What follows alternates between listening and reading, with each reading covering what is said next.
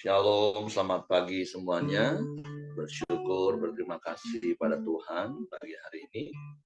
Kita boleh bangun lagi dengan tubuh yang diberkati, dengan kekuatan kesehatan yang baru yang datang daripada Tuhan. Dan kalau kita boleh sama-sama lagi datang menghampiri tahta kasih karunia Tuhan. Kita bersyukur buat kebaikan dan kemurahan Tuhan. Dan terus Tuhan nyatakan dalam hidup kita. Bapa, kami bersyukur, kami berterima kasih kepadamu pagi hari ini. Terima kasih sepanjang malam Engkau sudah pelihara kami. Engkau lindungi, jagai kami dalam tidur kami. Hingga pagi hari ini kami boleh bangun lagi dengan tubuh yang diberkati, dengan kekuatan kesehatan yang datang daripada Tuhan. Terima kasih buat kesempatan hidup satu hari lagi yang Kau beri bagi kami. Dan biarlah di sepanjang hari yang baru ini, kami boleh menikmati kemurahan dan kebajikan-Mu yang terus mengikuti kami seumur hidup kami. Dan biarlah hidup kami memuliakan nama-Mu. Sebab kami mau terus belajar taat dan mengasihi Engkau dengan segenap hati kami. Terima kasih Tuhan. Terima kasih Tuhan.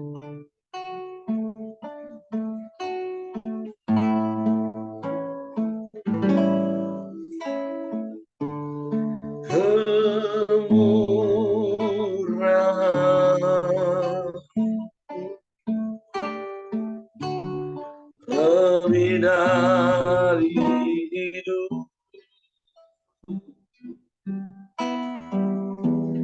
kemurahan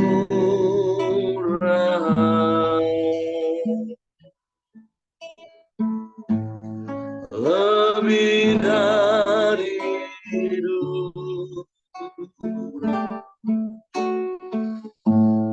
bawa lidahku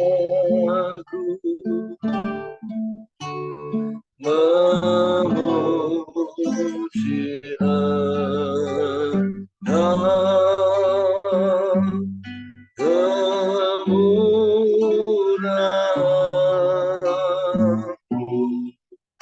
lebih dari hidup, kemurahan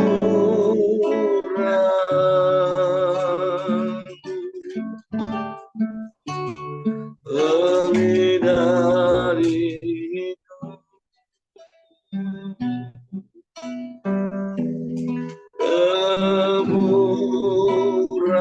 kemurahan lebih dari hidup,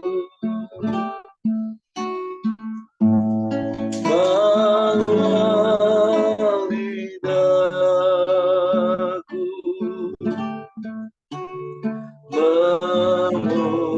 memuji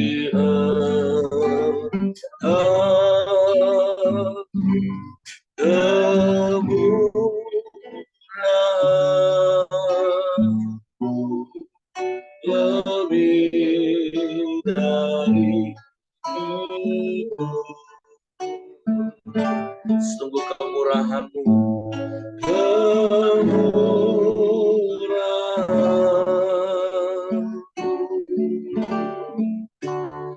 lebih dari hidup,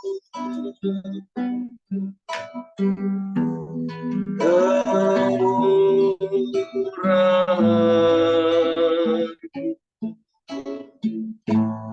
lebih dari hidup, bawa lidahku memuji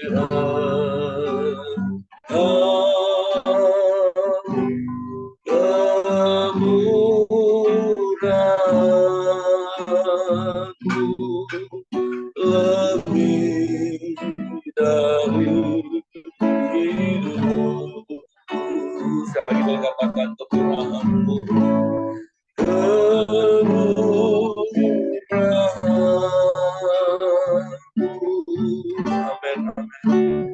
Lebih dari hidup. Amin.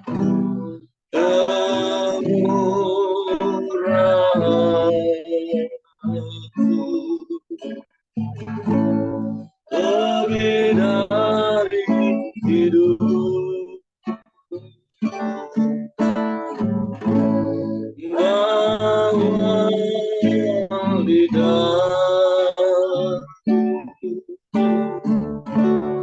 Memuji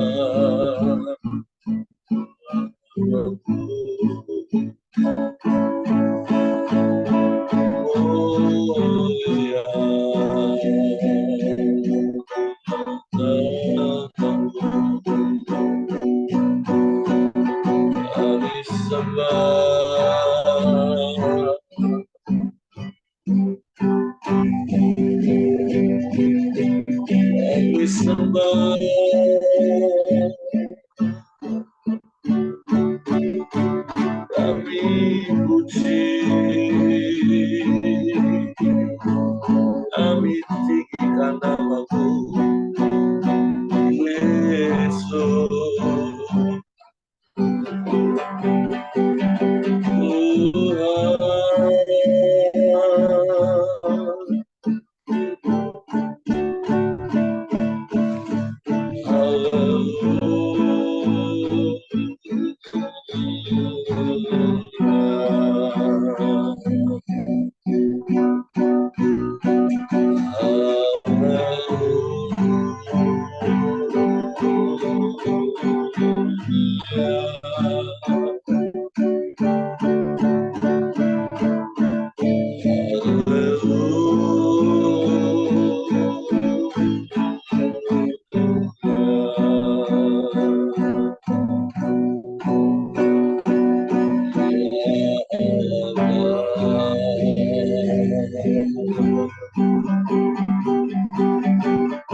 Kau sungguh baik, Kau sangat baik, selamanya Kau baik. Tiada yang seperti-Mu, tiada yang lain, hanya Engkau, hanya Engkau.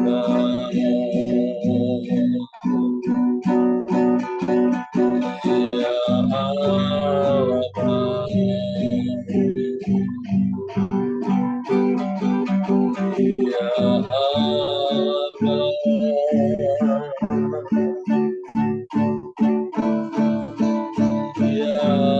Allah,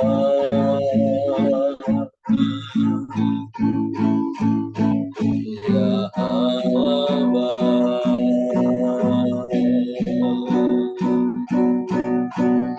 Kami puji, kami sembah, kami tinggikan nama-Mu, Yesus.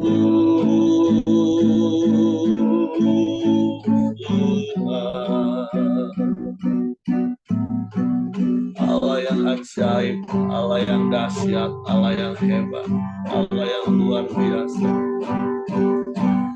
Allah yang di sumber segala bagi kami. Kau segala-galanya bagi kami. Engkau pertolongan di dalam setiap permasalahan kami. Engkau jawaban di dalam setiap persoalan kami. Engkau kekuatan dalam kelemahan kami. Kau Tuhan yang menopang hidup kami. Kau yang menjaga kami. Kami aman sampai hari ini. Kami bersyukur. Kami bersyukur. Kami bersyukur. Terpujilah nama-Mu. Terpujilah nama-Mu. Terpujilah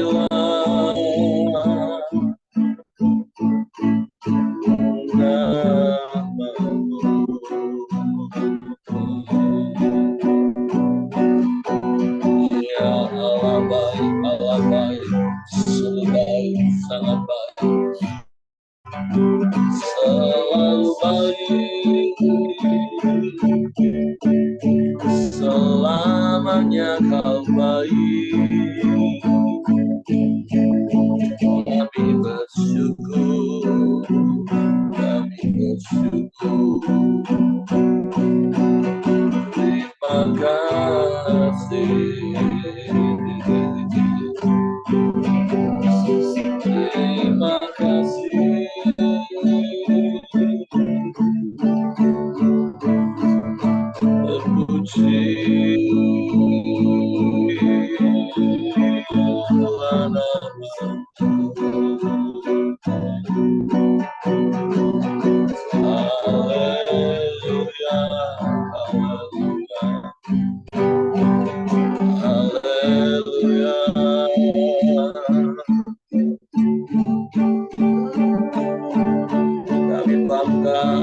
kami bersyukur punya Allah yang seperti-Mu.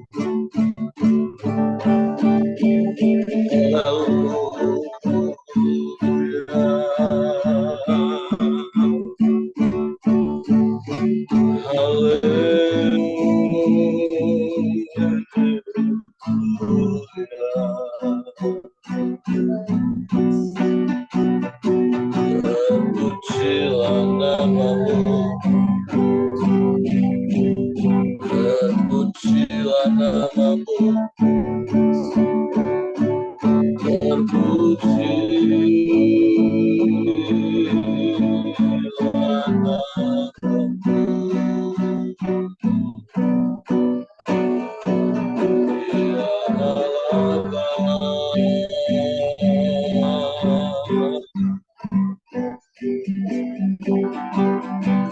Ya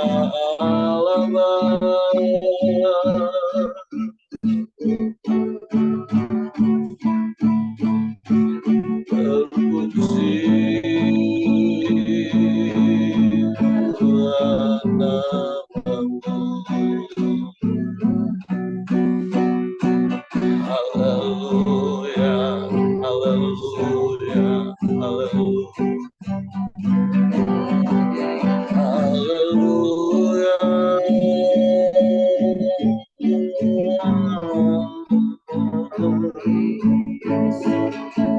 haleluya.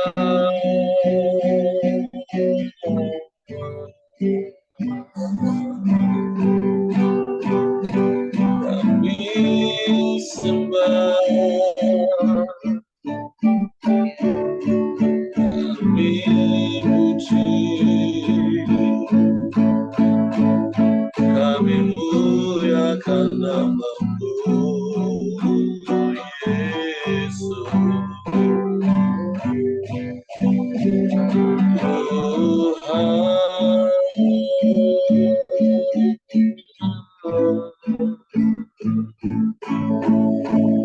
Kami muliakan Engkau.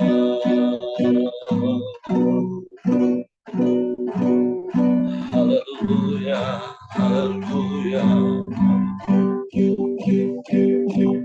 haleluya, haleluya, haleluya. Kami bersyukur punya Allah yang seperti-Mu. Kami bersyukur punya Bapa yang seperti-Mu. Engkau Bapa yang mengasihi kami. Engkau Bapa yang peduli akan hidup kami.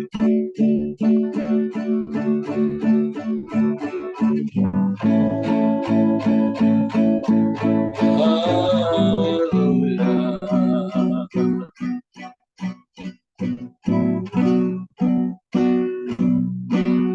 Sebab Engkau lebih besar dari segala perkara yang Kau izinkan kami alami. Engkau lebih dahsyat, Engkau lebih hebat dari setiap pergumulan kami.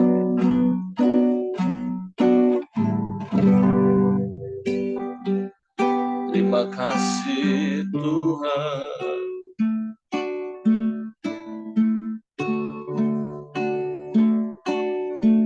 Terpujilah nama-Mu.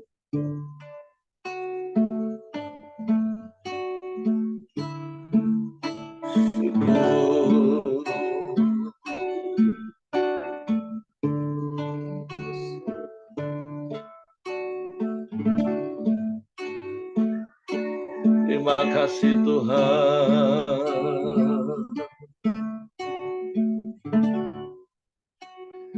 Hanya Kau Tuhan menolongku,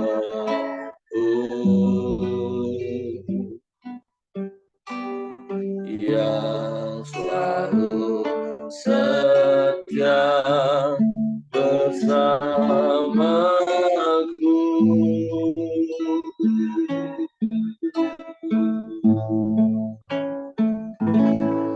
Kasih-Mu yang sangat mengubah kehidupanku. Sungguh ku berserah,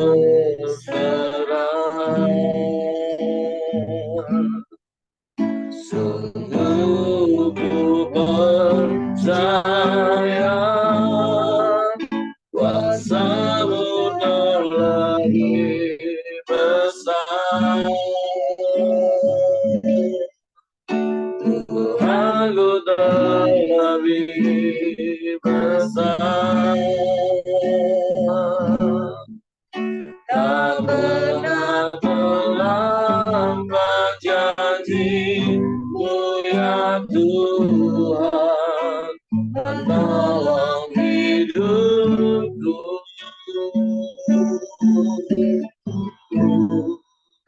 Kuasa-Mu lebih besar. Tuhanku lebih besar. Amin. Tak pernah terlambat janji-Mu ya Tuhan, pulihkan hidup. Hanya Engkau menolong kami Tuhan. Hanya Tuhan penolongku,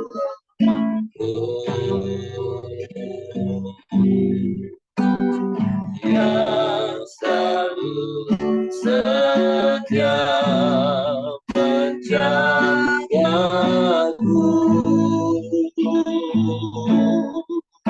Amin, amin, amin. Kasih-Mu yang sanggup mengubah kehidupanku. Sungguh ku berserah,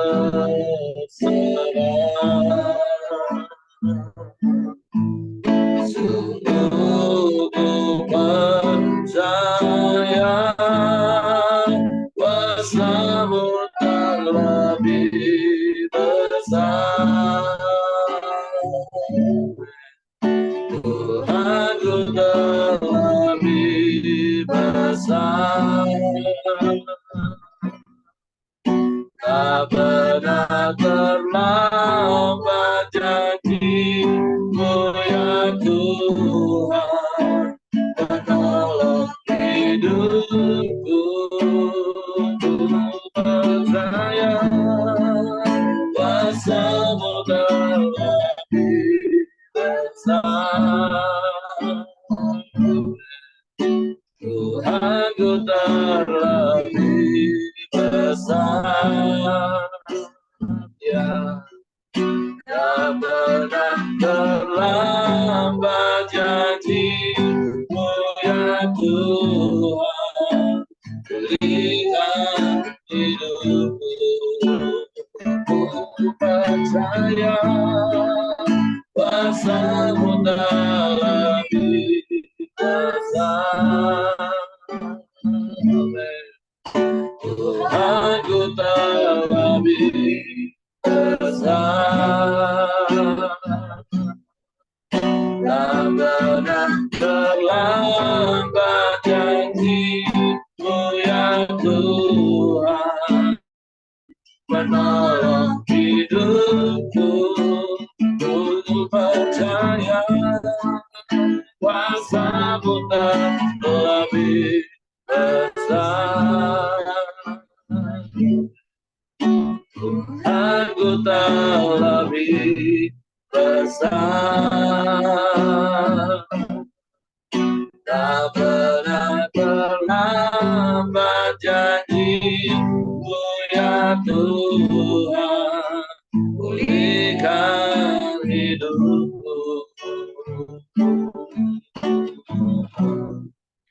Tak pernah terlambat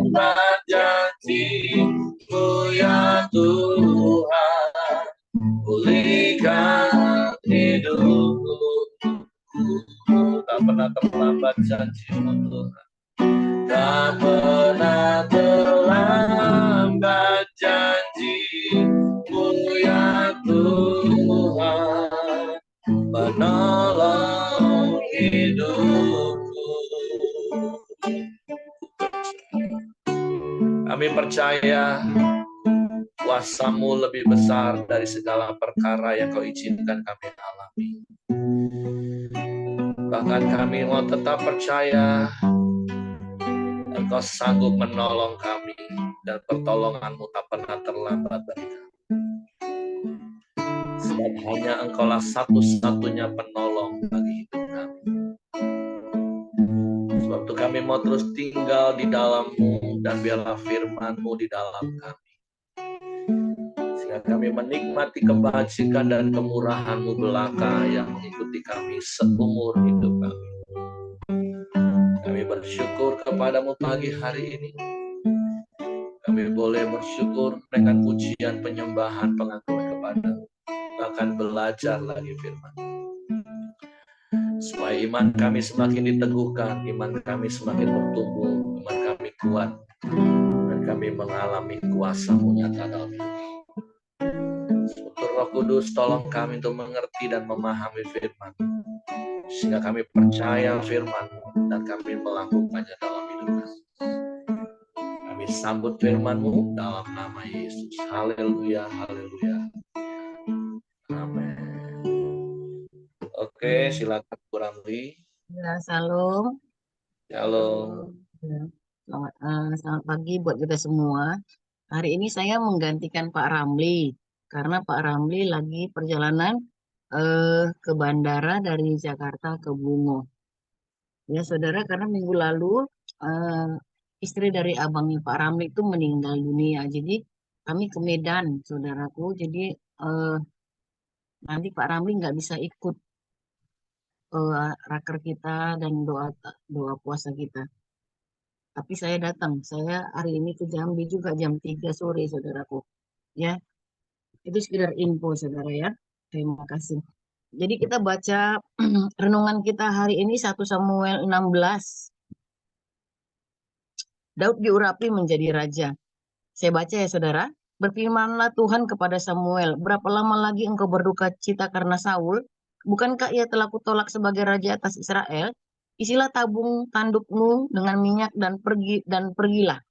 Aku mengutus engkau kepada Isai orang Betlehem itu, sebab di antara anak-anaknya telah kupilih seorang raja bagiku. Tetapi Samuel berkata, bagaimana mungkin aku pergi? Jika Saul mendengarnya, ia akan membunuh aku.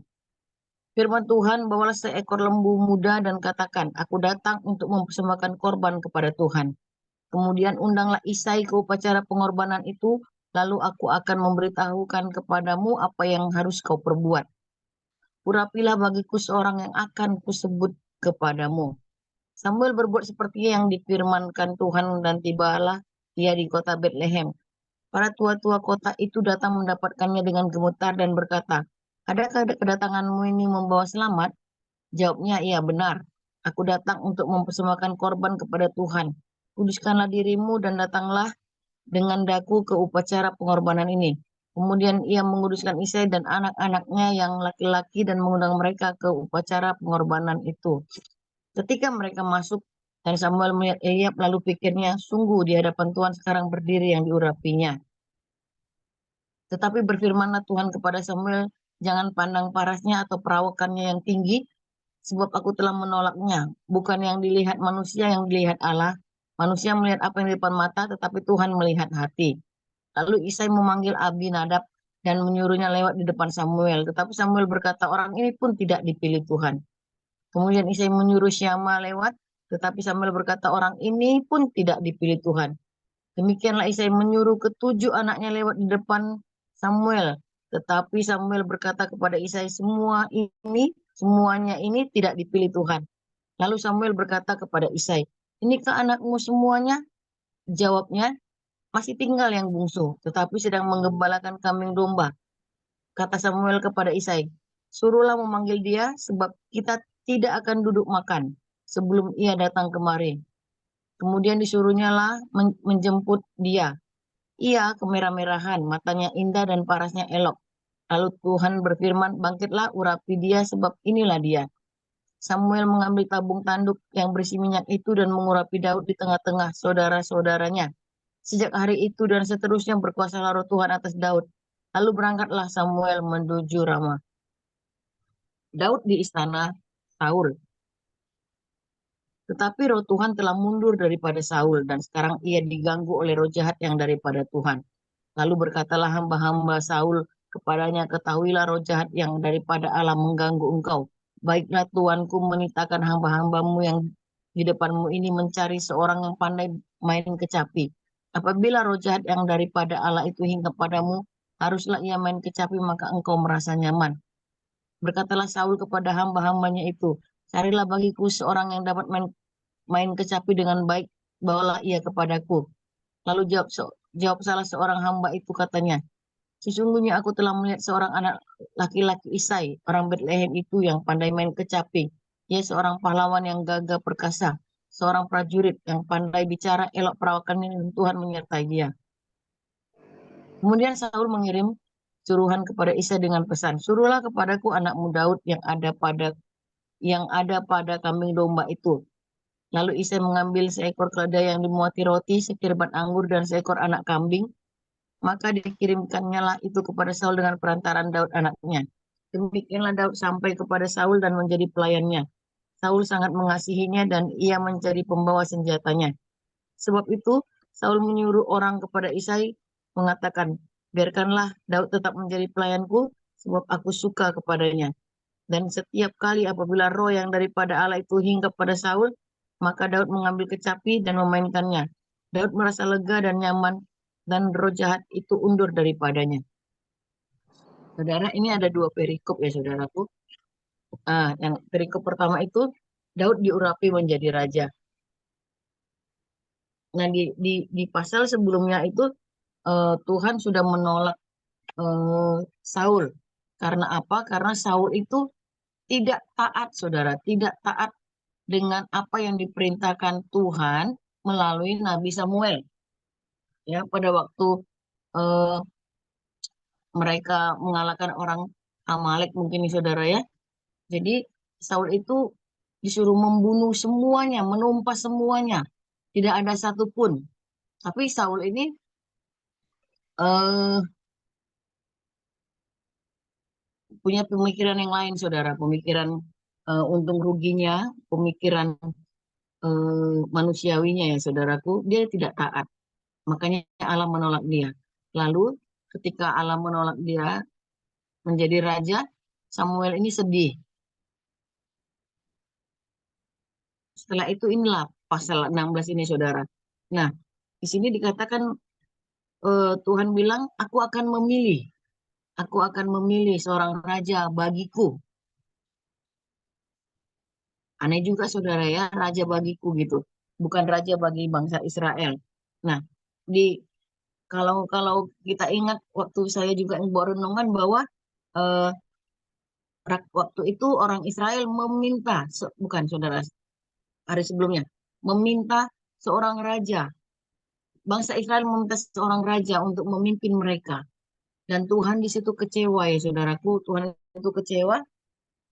Dia bilang eh, sebenarnya mereka menolak aku dengan permintaan seorang raja ini. Nah, tetapi Allah juga mm, mengiyakan ya permintaan bangsa Israel itu sehingga dipilihlah Saul.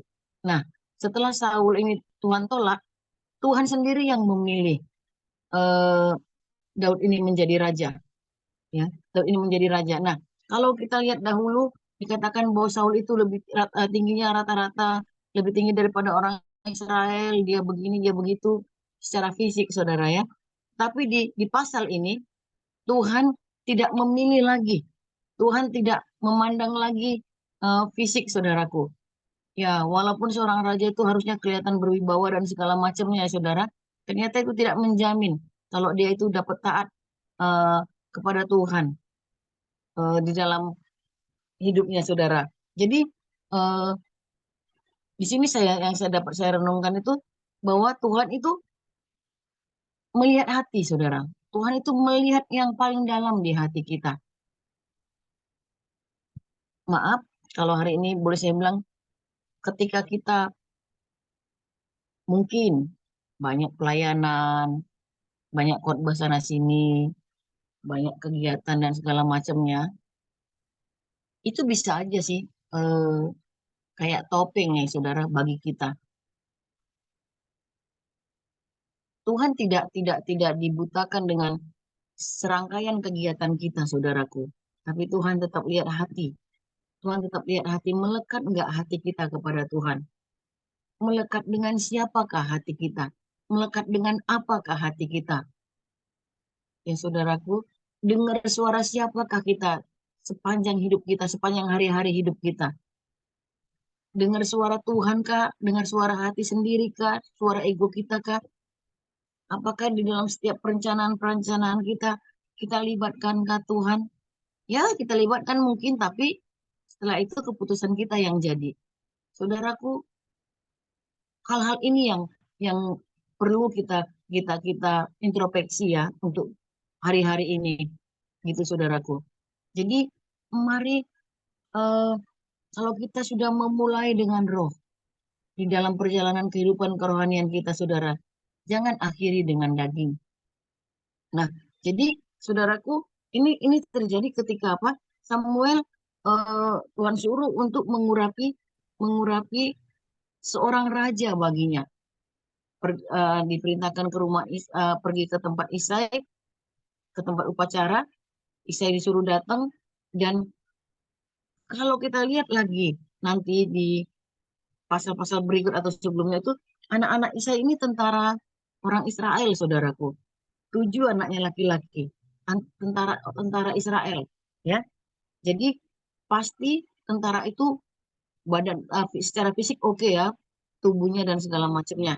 Tapi Tuhan bilang, tidak, aku tidak ini pilihan aku. Nah, ketika semuanya sudah, Samuel tanya, hanya ini anakmu? Oh, ada satu lagi bungsu di padang sedang menggembalakan kambing domba. Panggil, Tuhan bilang. Kalau tidak salah, ini Daud waktu itu umur umur berapa, saudaraku ya? Nah, jadi Daud itu masih masih remaja, masih remaja atau apa gimana, saudara? Karena setelah dia diurapi sampai menjadi raja, dia 13 tahun kemudian baru menjadi raja yang sesungguhnya gitu, saudaraku. 13 tahun kemudian. Mungkin Daud itu umurnya 17 tahun ya, kalau nggak salah, saudara ya, pada waktu dia itu dipanggil diurapi menjadi raja karena 13 tahun kemudian karena bangsa Israel itu umur 30 baru baru boleh tampil ke depan, saudara. Nah, eh, kalau kita mau lihat dari mana eh, Tuhan bisa pilih Daud. Daud itu seorang gembala, nggak pernah ke medan perang, nggak pernah bertempur, nggak pernah, terus dia masih umur 17 tahun, masih anak-anak gitu ya, masih SMA gitu. Kalau di orang Israel 30 yang baru diakui ya saudara, makanya Yesus pun umur 30 baru dia tampil pelayanan ke bangsa ke bangsa ke bangsanya orang Israel. Nah, jadi saudaraku Isa ini eh, lupa dengan Daud. Nah, tetapi apa dasar Tuhan pilih Daud ya saudara? Nah, kalau kita nanti renung-renungkan, Daud ini suka suka main kecapi, dan dia itu mempunyai hubungan yang akrab dengan Tuhan. Ya, Daud ini eh, memiliki hati yang melekat dengan Tuhan. Itu terbukti dengan apa dia bilang ketika menghadapi Goliat, aku akan menghadapi engkau dengan nama Tuhan yang maha tinggi. Nah, jadi saudaraku, yang paling penting Tuhan dalam hidup kita di hadapan Tuhan itu adalah melekat hati kita dengan Tuhan, memiliki hubungan yang intim, yang akrab dengan Tuhan, saudara. Ya bukan berarti kita harus berdoa sepanjang hari 24 jam, enggak, saudara. Kita berdoa, kita baca, jadi perenungan-perenungan kita itu harus diisi dengan perenungan tentang Tuhan, tentang kasih Tuhan, tentang hati Tuhan, saudara. Baik kita menyetir, baik kita cuci piring, baik kita menyetrika. Nah, begitu saudaraku. Jadi Ini yang perlu kita pelajari dari Daud. Dan inilah dasar Tuhan memilih Daud, saudaraku. Mungkin kita di dalam kehidupan kita sehari-hari, kita orang yang nggak punya, saudaraku. Orang yang secara materi nggak dipandang orang lah, nggak dianggap orang. Saudara, nggak masalah. Nggak, ma- nggak masalah, saudara. Engkau tidak punya apa-apa. Tapi ketika engkau punya hubungan yang intim dengan Tuhan, ketika engkau punya hatinya Tuhan, ketika kita itu memiliki apa, saudara, kedekatan yang begitu dalam dengan Tuhan. Tuhan jauh lebih lebih menghargai itu, saudara. Ya, jadi rasa berharga kita, rasa percaya diri kita, bukan karena harta yang melekat pada kita, tapi karena kita memiliki Allah, pencipta langit dan bumi, memiliki Yesus yang sudah mati di kayu salib. Nah, saudaraku, itu yang paling penting yang harus kita isi di dalam pemikiran kita, saudaraku. Nah, lalu eh, itulah karena Daud memiliki hubungan yang intim itulah dengan Tuhan, sehingga apa, saudara, sehingga Tuhan memilih dia. Padahal seorang gembala yang gak ada hubungannya dengan ketentaraan. Tapi Tuhan melatih Daud itu ketika menghadapi singa beruang yang tidak mengganggu dombanya, kambingnya, saudaraku. Nah, jadi mari, saudara, kita perbaiki hubungan kita dengan Tuhan secara pribadi, saudara. Perenungan-perenungan kita kepada tentang Tuhan, perbuatan-perbuatan kita, saudara, keputusan-keputusan kita. Biarlah itu semua adalah hasil daripada kita dekat dengan Tuhan, saudara. Nah, di perikop selanjutnya, ketika roh Tuhan sudah undur daripada Saul, saudara, Saul itu diganggu oleh roh jahat, saudara. Kita nggak tahu dalam bentuk apa, apakah dia teriak-teriak, kelepasan nggak ngerti kita, saudara, nggak ditulis di sini. Nah, dia bilang dia nggak merasa nyaman. Nah, jadi saudaraku, eh, inilah jalan. Nah, sebentar, inilah bukti kalau Daud itu punya hubungan yang dekat, yang baik dan yang intim dengan Tuhan. Kenapa ketika dia main kecapi, roh jahatnya pergi, roh jahat yang daripada Saul itu pergi, saudaraku. Ya, nah, banyak, saya rasa banyak orang yang bisa main kecapi ya pada zaman itu ya, saudara. Tetapi bermain kecapi yang bagaimana? Yang tidak ada kuasa Tuhan ya kali, saudara ya. Nah, jadi saudaraku, eh, inilah yang membuktikan kalau Daud itu dekat dengan Tuhan, sering penyembahan, sering bermazmur. Nah, jadi saudaraku, mari kita fokus untuk membangun manusia roh kita sih sebenarnya. Kalau dari pasal ini, dari pasal ini, saudara, membangun manusia roh kita dengan hirup pikuknya dunia ini, dengan segala persoalan kita. Mari kita tetap memiliki hati yang sangat mengasihi Tuhan. Itu, saudaraku. Nah, ini juga ketika ini di perikop ini, saudara, inilah jalan Daud itu bisa masuk ke istana Saul, ke istana raja ya, saudaraku. Kan nggak sembarangan orang bisa masuk. Nah, dari sinilah Daud bisa mempelajari bagaimana tata cara hidup di istana. Pada waktu dia menjadi raja kemudian dia sudah tahu, saudaraku. Nggak mungkin, nggak mungkin tiba-tiba tahu, bisa tahu. Enggak, saudara. Jadi Daud itu sudah ada di istana. Setelah dia diurapi, Daud itu sudah ada di istana. Dari situlah dia bisa belajar bagaimana kehidupan orang-orang di istana, bagaimana tata cara di istana. Nah, jadi Daud ini belajar sehingga dia ketika dia menjadi raja, dia tahu apa yang dia lakukan untuk bangsanya ketika dia menjadi raja. Nah, jadi saudaraku, kembali ke tadi bahwa marilah kita belajar kembali memiliki hubungan yang intim dengan Tuhan, hubungan yang dekat dengan Tuhan, hubungan yang akrab dengan Tuhan, yang selalu merenungkan firman Tuhan, selalu mengkaitkan tindakan kita itu cocok nggak ya dengan firman Tuhan, dan keputusan kita itu cocok nggak ya dengan firman Tuhan. Nah, itu saudara. Jadi Tuhan tidak terlalu tertarik kita kita kita ini pede karena memiliki sesuatu. Enggak, saudara. Tuhan itu tertarik ketika kita eh, memiliki hubungan yang dekat dengannya. Kira-kira itu Pak Heri yang bisa saya sampaikan. Silakan ditambahin. Tuhan memberkati. Oke, terima kasih untuk Ibu Ramli. Juga sebelum saya menambahkan, mengucapkan turut sepenanggungan untuk keluarga dari Bapak Ibu Ramli yang berduka minggu lalu ya. Oke, jadi hari ini seperti apa yang Ibu Ramli sampaikan dan konform dengan tema kita 2 bulan ini, bahwa biarlah segala sesuatu yang kita lakukan itu didasari dengan kasih, karena Tuhan itu menilai hati, Tuhan itu menilai motivasi.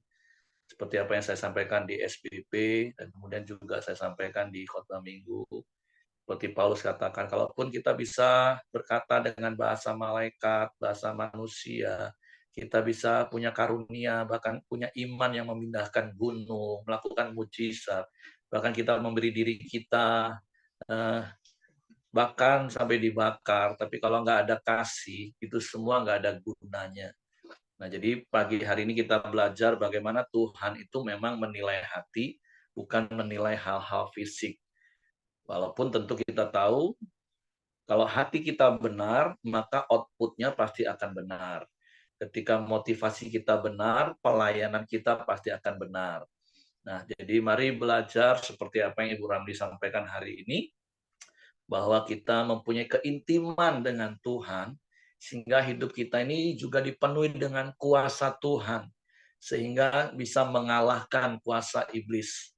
Nah, itu poin yang pertama yang saya dapat. Nah, yang kedua, bicara tentang roh jahat yang daripada Tuhan, tentu ini kita nggak boleh salah mengerti.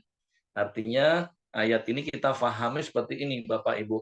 Di dalam dunia ini, dalam kehidupan ini, di luar kita manusia kan hanya ada 2 kekuatan. Yaitu kalau nggak Tuhan, ya hantu. Artinya kalau kita nggak dekat dengan Tuhan, udah pastilah hantu yang akan dekat dengan kita.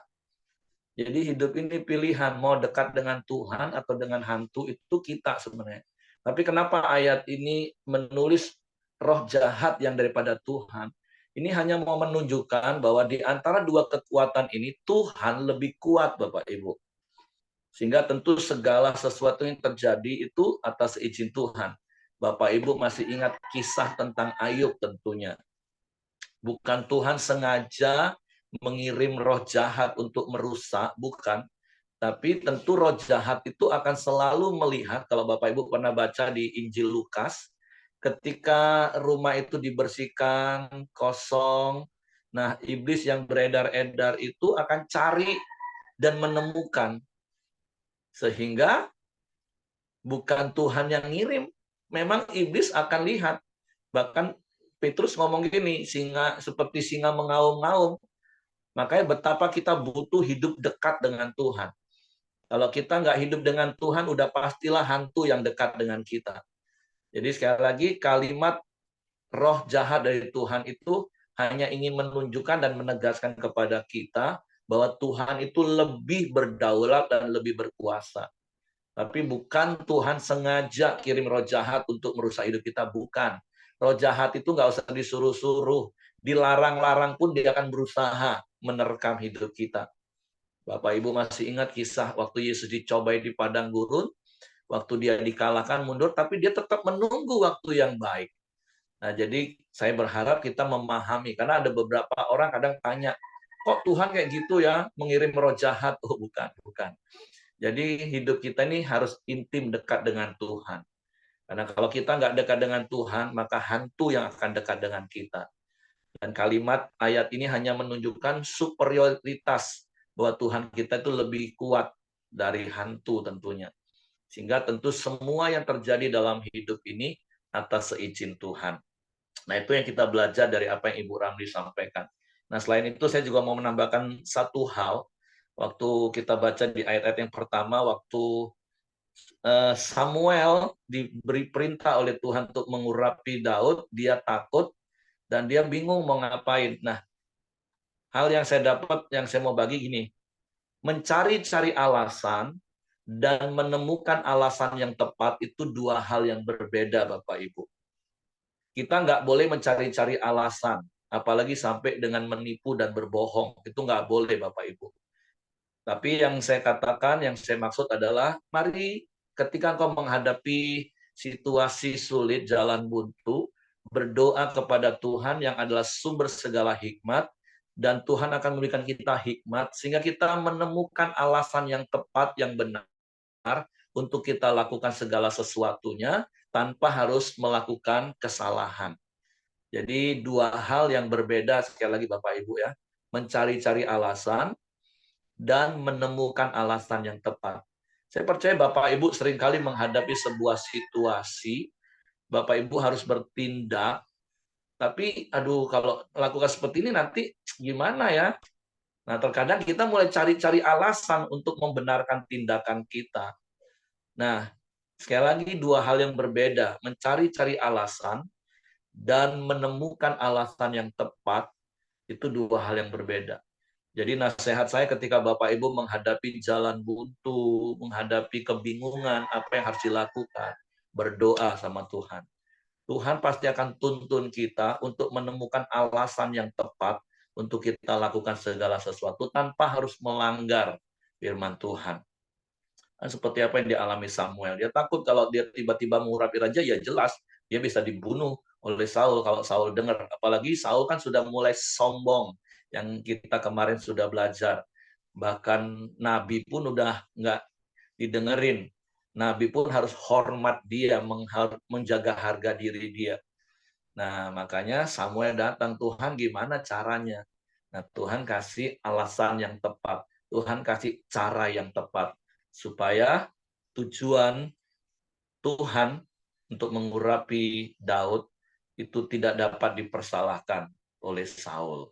Jadi sekali lagi ini yang ingin saya tambahkan selain dari apa yang Ibu Ramli sampaikan tadi. Oke, terima kasih sekali lagi untuk Ibu Ramli. Jadi mari kita dekat dengan Tuhan, karena kalau kita nggak dekat dengan Tuhan, hantu akan dekat dengan kita. Dan hidup kita akan berakhir runyam, Bapak Ibu. Dan yang kedua, jangan cari-cari alasan. Tulus hidup ini, Bapak Ibu. Tapi ketika engkau bingung, datang pada Tuhan, maka Tuhan akan menolong kita dengan hikmat-Nya untuk kita menemukan alasan yang tepat untuk setiap yang kita lakukan. Oke, Tuhan memberkati. Oke, karena waktu saya serahkan kepada Hengki. Ya, mari kita masuk dalam doa. Silakan Koheng dan ditutup sama Ibu Ramli. Pak Hengki, terima kasih. Bapak Ibu Saudara, mari kita bersatu dalam doa. Bapa kami yang di surga, yang kami sembah, kami puja, kami memuliakan dalam nama Tuhan Yesus. Kami sungguh ucap syukur ya Tuhan atas pertolongan, perlindungan, penyertaan-Mu dan atas kasih setia-Mu pada kami semua ya Tuhan. Dan kami juga bangga punya Allah seperti Engkau ya Tuhan Yesus yang selalu ada di tiap kehidupan kami ya Tuhan Yesus. Dan Engkau juga memberikan kami kekuatan, kesehatan, serta berkat-Mu yang telah kami terima dengan sukacita dan punya ucapan syukur pada Engkau ya Tuhan pada pagi hari ini. Sebelum kami naikkan doa dan permohonan kami ya Tuhan Yesus, Engkau terlebih dahulu ampuni segala bentuk dosa, pelanggaran, kekurangan, kelemahan kami ya Tuhan. Bahkan juga Engkau sucikan setiap hati dan pikiran kami ya Tuhan Yesus. Supaya kami layak di hadapan-Mu ya Tuhan. Kami sudah menyembah, memuji-Mu, dan pada pagi hari ini kami juga telah dengan kebenaran sharing firman-Mu ya Tuhan. Semua firman yang telah kami dengar ya Tuhan, boleh menjadi rema dan boleh kami aplikasikan dalam tiap kehidupan kami ya Tuhan Yesus. Boleh mempunyai hati yang sungguh-sungguh ya Tuhan mencari Engkau, bahkan dalam hadirat-Mu ya Tuhan Yesus. Demikian hamba-Mu ya Tuhan Ibu Ramli yang sudah membagikan kebenaran firman-Mu. Engkau juga urapi ya Tuhan, Engkau berkati pelayanannya Tuhan Yesus. Juga Engkau berikan kekuatan kesehatannya Tuhan. Demikian juga Bapak Ramli ya Tuhan Yesus. Profesinya sebagai dokter ya Tuhan, Engkau berkati, Engkau urapi juga ya Tuhan. Engkau juga berikan kekuatan kesehatan dan anak-anaknya juga Engkau ya Tuhan. Berkati ya Tuhan dalam setiap cita-citanya ya Tuhan Yesus. Demikian juga setiap kami yang ada di grup Korandia ini ya Tuhan Yesus. Engkau berkati kami semua. Setiap pergumulan atau persoalan yang ada, Engkau boleh memberikan solusi dan jalan keluar yang terbaik buat kami ya Tuhan Yesus. Supaya kami boleh berkat bagi setiap kami ya Tuhan Yesus. Bahkan orang-orang sekitar kami ya Tuhan Yesus. Pada pagi hari ini juga kami ya Tuhan bawakan doa sepakat kami ya Tuhan Yesus. Kami akan unity berdoa ya Tuhan buat Pak Budi ya Tuhan. Oleh bilurnya Tuhan Yesus. Setiap sel kanker yang ada pada tubuh Pak Budi ya Tuhan. Engkau sterilkan ya Tuhan. Atau Engkau matikan yang kuasa kesembuhan yang terjadi di dalam nama Tuhan Yesus. Kami juga ya Tuhan berdoa buat penilaian akreditasi Rumah Sakit Utama Husada yang ada di Jember ya Tuhan. Kiranya Tuhan Yesus juga berikan kuasa yang nyata ya Tuhan. Supaya setiap pelayanan ya Tuhan dalam rumah sakit tersebut ya Tuhan Yesus boleh memuliakan nama Engkau dan namamu dipermuliakan di dalam nama Tuhan Yesus. Dan setiap pekerjaan pelayanan kami ya Tuhan kami lakukan pada hari ini ya Tuhan Yesus. Boleh memuliakan namamu ya Tuhan. Apabila ada teman di kolam dia yang sakit atau kurang sehat ya Tuhan Yesus. Dengan kuasa bilurmu Tuhan Yesus, Engkau pulihkan, Engkau sembuhkan secara sempurna. Di dalam nama Tuhan Yesus. Pada pagi hari ini juga kami Tuhan sehati berdoa buat bangsa dan negara Indonesia dan pemerintahannya. Engkau berkati ya Tuhan Yesus. Supaya Indonesia tetap bersatu, jauhkan dari perpecahan. Aparat TNI dan Polri tetap setia menjalankan kedaulatan negara Republik Indonesia dari kota sampai ke desa-desa terpencil sekalipun. Supaya tetap aman damai buat seluruh bangsa Indonesia. Para pemimpin ya Tuhan Yesus. Mulai dari Bapak Presiden, Wakil Presiden, para menteri dan jajarannya. Itu mulai dari Bapak Gubernur, Wali Kota, Bupati, Camat, Kelurahan, bahkan sampai ke RT RW ya Tuhan Yesus. Mereka boleh bekerja ya Tuhan dengan hati nurani yang benar untuk kemajuan, kesejahteraan seluruh rakyat Indonesia. Dan juga Engkau berikan roh takut akan Engkau ya Tuhan Yesus. Supaya kami umat Kristiani boleh selalu bebas beribadah, memuliakan nama Engkau ya Tuhan. Tuhan Yesus, dimanapun kami berada ya Tuhan. Kami juga serahkan kota Jambi dalam tangan kuasa-Mu ya Tuhan. Juga Engkau berikan keamanan, kedamaian ya buat ini, buat kota Jambi ya Tuhan Yesus. Kami juga ya Tuhan serahkan seluruh gereja-gereja yang ada di Indonesia ya Tuhan. Dari berbagai dominasi, bersama-sama hamba Tuhan dan jemaatnya. Selalu bersatu ya Tuhan memberitakan kabar baik-Mu. Dan boleh menjadi garam dan terang bagi Indonesia ya Tuhan Yesus. Sehingga boleh jiwa-jiwa yang belum mengenal Engkau boleh datang dan bertobat. Sehingga boleh menjadi bangsa Indonesia di setiap lutut betul, setiap lidah mengaku bahwa Engkau Tuhan yang patut disembah dan tinggikan. Ya Tuhan Yesus. Dan Indonesia penuh dengan kemuliaan-Mu. Di dalam nama Tuhan Yesus kami berdoa ucap syukur dan terima kasih pada Engkau ya Tuhan Yesus. Bapak Ibu mari kita bersatu dalam doa Bapa kami. Bapa kami yang di surga, dikuduskanlah nama-Mu. Datanglah kerajaan-Mu. Jadilah kehendak-Mu di bumi seperti di surga. Berikanlah kami pada hari ini makanan kami yang secukupnya. Dan ampuni kami akan kesalahan kami. Seperti kami juga mengampuni orang bersalah pada kami. Dan janganlah bawa kami ke dalam pencobaan. Tetapi lepaskanlah kami daripada yang jahat.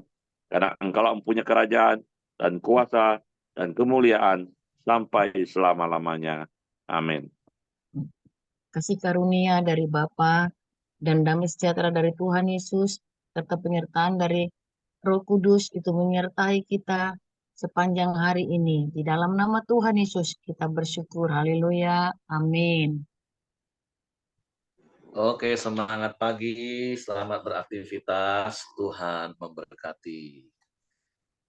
Terima kasih untuk Ibu Ramli. Saya pikir bareng Pak Yosia sama Evan, Ibu. Kenapa, Pak? Saya pikir Ibu bareng Evan sama Pak Yosia. Enggak, Pak. Karena kan kami dari